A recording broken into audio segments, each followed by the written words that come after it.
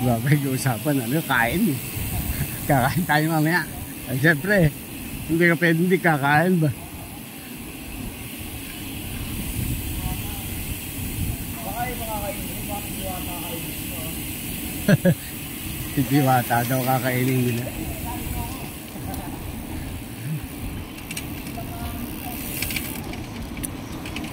Mukhang ano, suki ni Diwata itong mga ito.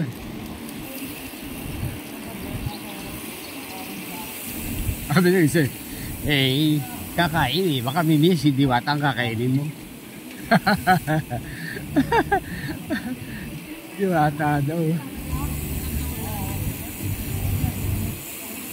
Mapuntahan kaya?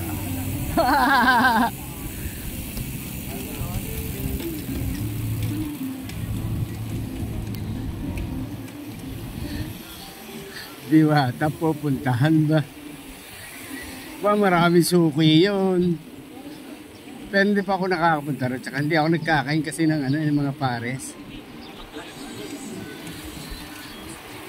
Kaya hindi ako mahilig sa mga ganun ano eh.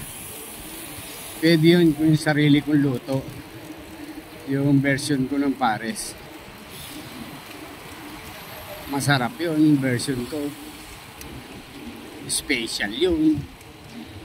Tsaka hindi masabaw na gano'n.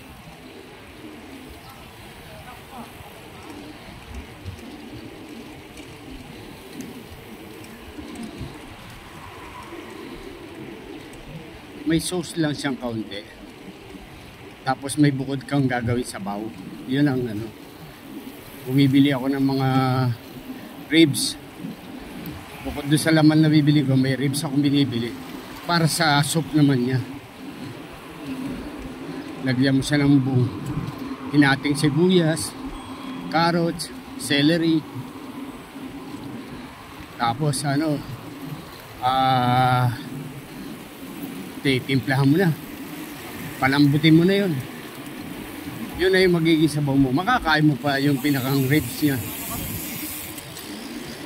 Tapos gagawa ka ng slice na onion ring.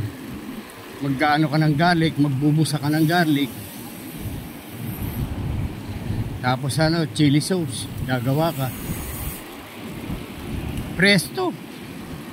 Ang sarap, sinangag. Maraming toppings na bawang.